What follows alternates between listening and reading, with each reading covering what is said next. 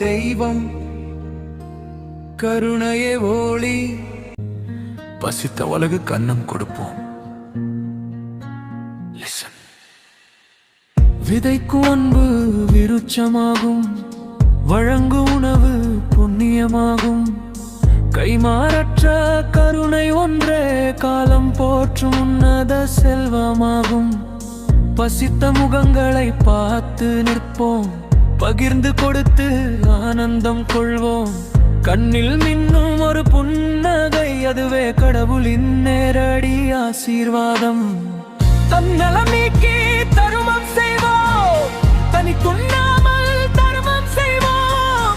இருக்கும் வரை பகிர்ந்து வாழ்வோம், இரவா புகழை என்றும் எய்திடுவோம். அன்பு விதைப்போம், கருணை பரப்புவோம்.